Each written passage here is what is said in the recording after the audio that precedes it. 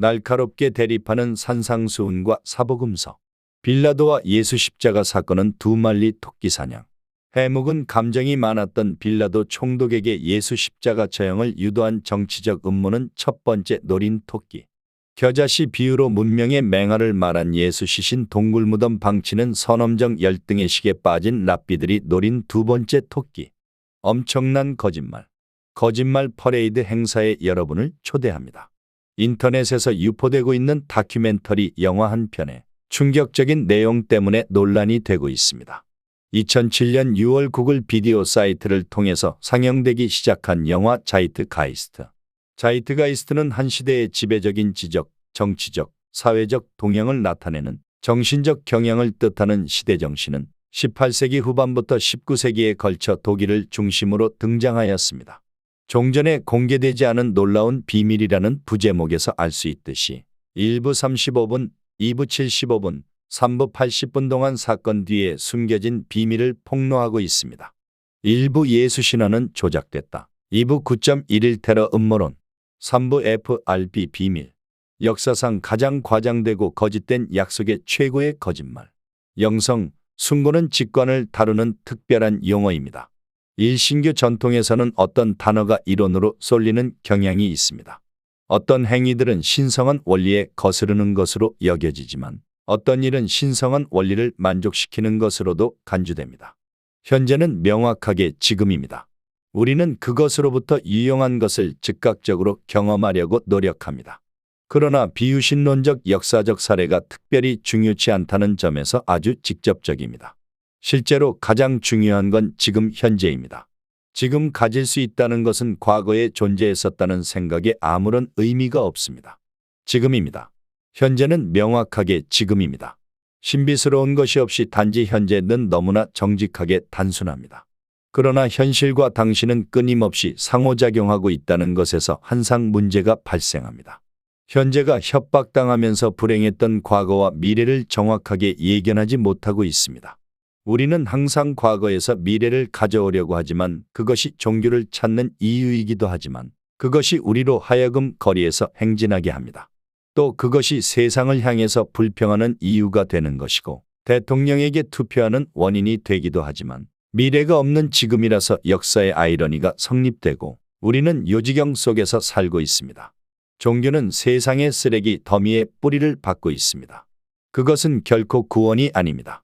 우리는 어디서 왔는지 무엇을 하고 있는지 연구하면 할수록 우리는 기만 당해왔다는 것을 실감하게 됩니다. 우리는 모든 집단에 의해 철저하게 기만 당해왔습니다. 왜 종교만이 유일하게 검증 과정을 거치지 않고 성역으로 남아 있어야 하는지 생각해 볼 일입니다. 정부는 몰락한 교육을 제공하고 국제 금융 카르텔을 조직한 사람들이 우리에게 종교를 만들어 주었습니다. 우리의 지배자들은 당신과 당신의 가족에 관심이 없습니다. 그들은 오로지 세상을 지배하는 데 전력 투구하고 있습니다. 우리는 진실하고 신성한 존재임에도 불구하고 신이라는 조잡하고 막연한 상상의 세계에서 살고 있습니다. 나는 신이 무엇인지 모릅니다. 그러나 신이 무엇이 아닌지는 알고 있습니다. 당신이 진실에 다가갈 수 있는 준비가 되어 있지 않았다고 하더라도 진실은 도망가지 않습니다. 사건에 숨겨진 진실은 언젠가 드러나기 마련입니다. 탐구에 열중하면 동력이 밝아오듯 모든 것이 명확해집니다. 빛이 없으니까 어둠 속에서 살게 되는 것이고 진실은 빛입니다. 진실은 기필코 찾아야 합니다. 진실은 당신에게 자유를 줍니다. 여러분, 터무니없는 이야기 하나 말씀드리겠습니다. 거짓말에 관한 얘기인데요. 엄청난 거짓말이 있습니다. 역사상 가장 과장되고 허망한 약속, 최고의 거짓말. 바로 메시아입니다. 종교는 학습을 통해서 거짓을 주입해왔습니다. 저기 하늘 위에 보이지 않는 한 남자가 있다고 합니다. 하늘에 거주하면서 당신의 모든 행동을 지켜보고 있습니다. 이 투명인간은 당신이 하지 말아야 할 10가지의 특별한 목록을 갖고 있습니다. 당신이 10가지 중 하나라도 저지르면 지옥불과 연기와 화형과 고통과 고뇌로 가득 찬 무서운 곳에 떨어뜨린다고 합니다. 고통과 화형과 숨막힘과 비명과 눈물 속에서 영원히 종말의 시간까지 고통을 준다고 합니다. 하지만 그는 당신을 사랑한다고 선전합니다. 당신을 사랑하기 때문에 돈이 필요하다고 말합니다. 그는 항상 돈이 필요합니다. 전지전능하고 현명하지만 돈은 어떻게 해볼 도리가 없다고 합니다. 그러면서 지금까지 수십억 달러를 챙겼습니다. 세금도 내지 않습니다. 그런데도 자꾸만 돈 타령을 합니다. 돈을 벌기 위해서 지금도 성스러운 구라를 치고 있습니다. 시대정신 일부는 가장 위대한 동화 기독교입니다. 영화 시대정신은 단지 예수를 신화 속 인물로만 보고 있습니다. 정치적으로 양육된 문학적 산물이라고 이야기합니다. 그런데 아무리 생각을 해도 뒤끝이 찡찡한 아쉬움이 남습니다. 예수의 실존과 역사성에 대해서는 언급이 없습니다. 문명의 선각자 예수를 모르다니 아쉽다. 문명의 씨앗에 대해서 말한 예수. 자아발견과 정신력 무한신뢰. 예수 천국은 문명세계의 비유적 표현. 중세의 암흑 속에서 창조의 씨앗을 심고 르네상스를 빛의 세계로 이끌어낸 문명 디자이너. 다빈치는 작은 노트를 들고 다니면서 떠오르는 생각을 코덱스에 적거나 그렸습니다. 코덱스 글자를 뒤집어 썼기 때문에 일반인은 내용을 알 수 없었습니다. 왜 거울에 비춰봐야 알 수 있도록 가꾸로 썼을까요? 가꾸로 쓸 수밖에 없는 그만한 사정이 있었습니다. 다빈치는 중세 암흑시대 한가운데 있었고 세정에 밝고 처세에 능한 사람이었습니다. 다빈치보다 40년 전 살았던 잔 다크. 그녀는 서구 문화의 대표적 인물이면서도 반역과 이단 혐의로 종교 재판을 받고 화형을 당했습니다. 다빈치보다 1세기 후에 살았던 갈릴레오도 종교 재판을 받았습니다. 코페르니쿠스의 가설 지동설을 옹호하면서 가르치다가 단죄를 받았습니다. 이처럼 난세에 살면서도 다빈치가 무사할 수 있었던 것은 코덱스를 가꾸로 썼기 때문이었습니다. 가꾸로 썼기 때문에 5세기 동안 외면당했다가 관심이 쏠리기 시작한 것은 1994년부터였습니다. 경매에 붙여진 해머 코덱스를 마이크로소프트사 회장 빌 게이츠가 3,080만 달러를 주고 구매한 다음부터였습니다. 중세의 암흑 속에서 창조의 씨앗을 심고 르네상스를 빛의 세계로 이끌어낸 레오나르도 다빈치. 인류의 문명사를 살펴보면 몇 가지 큰 도약의 시기가 있었고 선각자들도 있었습니다. 신약 성경 산상수훈에 숨겨진 예수의 천국도 코덱스와 쌍벽을 이루는 정신문화의 위대한 유산입니다.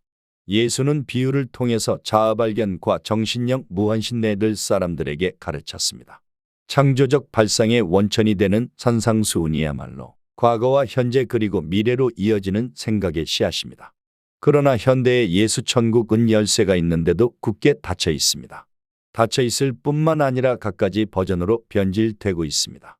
학자들 간에 경쟁적으로 변질되는 예수 왜곡의 역사는 1900여 년 전 선엄적 열등의 식에 빠졌던 랍비 니고데모와 닮은 꼴입니다. 결자해지 차원에서 서기 30년 예수 사건을 되돌아볼 필요가 있습니다. 문명의 맹아에 대해서 말한 것은 죄가 되지 않기 때문에 예수는 5번 재판을 받았습니다. 원로사제 안나스, 대제사장 가야바, 총독 빌라도, 헤롯 안티바, 총독 빌라도에게 다시 가서도 죄를 입증하지 못했습니다. 마가복음 14장 13절에 보면 예수가 어느 다락방에 가는 장면 묘사가 있습니다. 물 한 동이를 가지고 가는 사람 뒤를 따라 성내로 들어간 일행은 영락없는 첩보 영화의 한 장면입니다. 예루살렘에 도착한 예수는 작은 배단이 사람들 환대를 받았습니다. 그들이 예수를 비밀 아지트로 유인했습니다. 다락방에 도착하고서야 그곳이 이단자 비밀 아지트인 것을 알고 예수는 급히 감람산에 가서 숨었습니다. 상황을 제대로 파악하지 못한 베드로가 따라가면서 주여 어디로 가십니까? 하는 유명한 말을 했습니다. 훗날 폴란드 작가 헬리크가 주여 어디로 가시나이까? 구절을 가지고 커바디스 영화를 만들었습니다. 생명의 위험을 느낀 예수가 피신한 동쪽 감람산은 노숙자들도 기피하는 매우 지저분한 곳이었습니다. 성전에서는 양이나 염소를 도살하면서 피와 내장을 기드론 골짜기로 흘려보냈기 때문에 감람산은 까마귀 서식지였습니다. 지표면은 까마귀들이 흘린 배설물로 켜켜이 쌓여 있었고 발 디딜 틈도 없는 인적이 끊긴 곳이었습니다. 마태복음 26장에 보면 감람산에 숨은 예수 처지가 어떠했는지 알 수 있습니다. 예수는 심히 고민하여 죽을 지경이었고 얼굴을 땅에 대고 엎드려 살려달라고 기도할 때 제자들은 잠만 자던 한심한 사람들이었습니다. 가롯 유다의 고발로 체포될 때 예수는 의미심장한 말도 했습니다. 내가 날마다 성전에 앉아 가르쳤는데 잡지 아니하다가 왜 강도를 잡는 것 같이 검과 망치를 가지고 와서 잡으려고 하느냐? 예수 사건 이전부터 부활한 그리스도 미신이 창궐했습니다. 원로사제 안나스와 성전 경비대장 요나단은 삼엄한 경기를 펴면서 수상한 자가 보이면 현행범으로 체포해서 본때를 보여주려고 벼르고 있었습니다. 원로사제 안나스 법정. 원로사제 안나스가 예수에게 두 가지를 물었습니다. 너의 제자들과 너의 교훈에 대하여 말하라. 나는 회당과 성전에서도 은밀한 것은 아무것도 말하지 않았습니다. 이렇게 말하면서도 예수는 다락방에 가게 된 경위를 말하지 않았습니다. 베드로가 멀찍이 쫓아 집에 들어갔다가 하석들 의심을 샀습니다. 하인일, 당신도 갈릴리 예수와 함께 있었다. 나는 내 말하는 것이 무엇인지 알지 못하겠다. 하인이 이 사람은 나사렛 예수와 함께 있었다. 맹세하고 또 부인하면서 나는 그 사람을 알지 못한다. 하인 3, 너도 그 당이다. 내 말 소리가 너를 표명한다. 베드로가 저주하고 맹세하면서 나는 그 사람을 알지 못한다. 이렇게 말하고 주랭랑을 쳤습니다. 대제사장 가야바 법정. 시온산 중턱에 살고 있던 가야바는 지난밤에 장인 안나스가 수상한 자를 체포했다는 보고를 받은 바 있었습니다. 가야바는 마음을 느긋하게 먹고 무리 앞에 섰습니다. 죄인에 대한 신문은 이미 끝이 났을 것이고 자기는 요식행위에 불과한 수순을 밟으면 됩니다. 이러한 관행에 대해서 편하게 생각을 하면서도 간혹 기분 나쁠 때도 있었습니다. 무리 중에서 예수를 발견한 가야바 입에서 탄식이 흘러나왔습니다. 세상에 이럴 수가. 가야바는 며칠 전부터 성전뜰에서 예수가 무슨 말을 하는지 눈여겨봐서 이미 알고 있었습니다. 성전뜰에서는 누구나 이야기를 할 수 있었습니다. 그러나 성전 경비대 레위인들이 수상한 자를 체포했기 때문에 아무나 나설 수 없는 분위기였습니다. 예수는 비유로 자아 발견과 정신력 무한신뢰를 말했기 때문에 가야바는 자신도 모르게 탄식이 흘러나왔습니다. 무리 중에서 누군가가 큰 소리로 말했습니다. 이 자가 성전을 비방하고 거룩한 분의 이름을 모독했습니다. 예수를 유대 광야의 수도원 에세니파 패거리라고 말했습니다. 무슨 오해가 있을 거라고 판단한 가야바는 무리를 남겨두고 안나스 집으로 달려갔습니다. 그 사람에게는 죄가 없습니다. 제가 며칠 전부터 유심히 봤습니다. 가야바 말이 끝나기 무섭게 안나스가 위압적인 목소리로 말했습니다. 불법을 행하는 자들과 함께 다락방에 갔다가 감람산에 숨은 걸 잡아왔네. 그래도 죄가 없다고 말할 수 있겠는가? 속아서 갔을 겁니다. 죄가 있었으면 경비대장 요나단이 벌써 감옥에 넣었습니다. 나도 그 점이 이상해서 몇 가지를 물어봤네. 그런데 자기는 나쁜 말을 한 적이 없다고 말하면서도 다락방에 가게 된 경위를 말하지 않았네. 그것 보세요. 속아서 간 겁니다. 가야바가 변호하니까 안나스가 화를 내면서 다시 말했습니다. 이번 기회에 경각심을 높여야 하네. 한 사람이 죽어서 온 민족이 망하지 않게 되는 것이 유익하다고 생각하게 안나스를 설득하려다가 대래 설득을 당한 꼴이 된 가야바가 집에 돌아오니까 무리는 어디론가 가고 없었습니다. 빌라도 법정 1차. 가야바가 안나스를 만나러 간 사이에 당신들 말고도 죄를 줄 사람은 얼마든지 있다면서 고발의 무리는 안토니오세의 빌라도 총독에게 갔습니다. 그곳에 가서는 예수가 인두세를 내지 말자고 선동했다면서 고발했고 그 말에 속을 총독이 아니었습니다. 어느 지역 사람인가 묻고 때마침 헤롯 궁전에 와 있던 안티바에게 가라고 했습니다. 인두세는 세금 청부업자 소관이었습니다. 안티바는 갈릴리 지역 세금 청부업자였고 그곳에 가서 죄의 유무를 따지라고 보냈습니다. 헤롯 안티바 법정. 예수가 인두세를 내지 말라고 선동한 사실이 없기 때문에 안티바에게 가서는 죄명이 바뀌었습니다. 이 자가 유대 왕을 사칭했습니다. 안티바는 이미 예수를 알고 있었기 때문에 그 말에 속을 사람이 아니었습니다. 허허, 존재하지도 않는 유대 왕을 사칭했다면 그것은 로마 황제를 능멸하는 것일세. 다른 데 가서 알아보게. 이렇게 말한 다음 더 이상 상대하지 않으려고 했습니다. 이때가 오전 10시 무렵이었습니다. 빌라도 법정 2차. 빌라도 총독을 다시 찾아갔을 때 예수는 유대 왕을 사칭한 자로 죄명이 바뀌었습니다. 인두세 반대에서 왕을 사칭한 자로 죄명이 바뀌었는데도 총독은 사태의 심각성을 인식하지 못하고 가벼운 매질을 하고 방면하려고 했습니다. 왕을 사칭한 자를 풀어주면 당신은 카이사르의 충신이 아니라면서 누군가가 억지 소리를 했습니다. 몹시 화가 난 총독이 수감 중인 흉악범 바라바를 방면하겠다면서 엄포성 발언을 했습니다. 그 말이 떨어지기 무섭게 그렇게 하라면서 되레 큰 소리를 쳤습니다. 머리 꼭대기까지 화가 치밀어 오른 총독이 흉악범을 방면했습니다. 백성의 안위를 책임져야 할 총독으로서는 신중하지 못한 처사였습니다. 그렇게 되니까 약점을 잡았다고 판단한 무리 중 누군가가 격앙된 어조로 소리쳤습니다. 왕을 사칭한 저 자를 십자가에 매달아야 합니다. 이때부터 광기와 집단 히스테리가 발동하면서 십자가 소리가 사방에서 들려왔습니다. 축제 기간 중에 밀란이 발생하면 안 된다는 생각에서 총독은 마지못해 십자가 처형을 지시하고 하인이 떠온 물에 손을 씻으면서 말했습니다. 이 사람 피에 대해서 나는 무관하니 너희기 당하라. 기고만장해진 누군가가 또 다시 소리쳤습니다. 우리와 우리 자손이 책임집니다. 엄포를 놓으려다가 감정 싸움으로 비화된 사건에 대해서 총독은 자괴감에 치를 떨었습니다. 자주색 외투를 벗어서 예수 어깨에 걸쳐주면서 말했습니다. 이 시간 이후 너는 내가 인정하는 유대 왕이다. 당당한 모습으로 저들에게 가거라. 왕의 행차에 시종이 따라야 한다면서 2명의 죄수도 함께 십자가에 매달게 했습니다. 그래도 화가 풀리지 않아서 나사렛 사람 유대인의 왕이라고 쓴 팻말을 십자가 형틀 위에 매달게 했습니다. 총독은 사악한 유대인들을 싸잡아 세상의 조롱거리로 만들려고 작심을 했습니다. 십자가 판결은 오전 11시경 났습니다. 골고다 언덕 십자가 형틀에 매달린 예수는 고통스러워하다가 오후 3시경 숨을 거두었습니다. 오후 4시경 안토니오스에서 대민 업무를 보는 아리마대 요셉과 니고데모가 총독에게 예수 시신을 달라고 했습니다. 무고한 사람에게 십자가 처형을 지시한 총독의 마음은 편치 않았기 때문에 사망을 확인하고 가져가라고 했습니다. 유대인들은 갈대로 엮은 들것에 시신을 놓고 매장하는 전통 장례법이 있었습니다. 그런데도 아리마대 요셉과 니고데모는 예수 시신을 가져가서 동굴무덤에 넣었습니다. 니고데모와 아리마대 요셉은 예수 앞에서 선엄정 열등의식에 빠지곤 했던 랍비들이었습니다. 메시아 도래와 세상 종말을 믿지 않는 바리새인들이었습니다.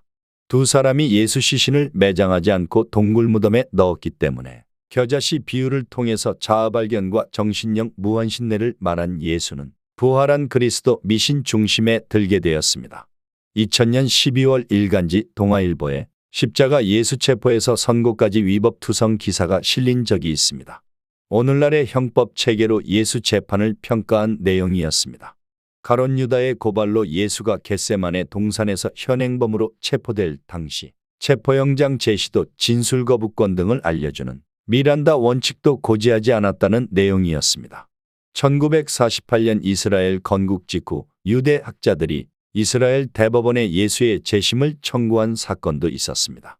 유대민족은 독립국가로서 행정부와 주권적 사법기관을 가지지 못했기 때문에 건국과 동시에 예수 재판에 대한 재심을 할 때가 되었다고 주장했습니다. 억지혐의 적용, 법적 절차를 무시한 재판 진행, 여론에 휘둘린 빌라도 총독의 무리한 판결에 문제가 있다고 주장했습니다.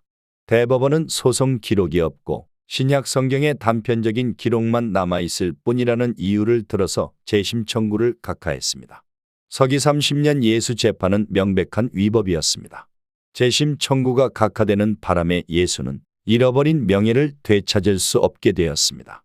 그러나 레오나르도 다빈치가 코덱스를 가꾸로 기록하면서 무사했던 것처럼 예수도 자신의 메시지를 천국에 숨겨 놓았기 때문에 언제 어디서든 예수의 진짜 모습을 되찾을 수 있습니다. 하루빨리 신약 성경 66권에 대한 집착을 버려야 합니다. 현대인의 머릿속에 박제된 왜곡된 예수의 이미지도 말끔히 지워버려야 합니다. 산상수훈에 숨겨진 천국은 지혜의 눈을 통해서만 볼 수 있는 문명세계였습니다. 예수는 태생적 창조정신과 자력갱생의 사상적 토대 위에서 자아발견과 정신력 무한신뢰를 말한 문명의 선각자였습니다.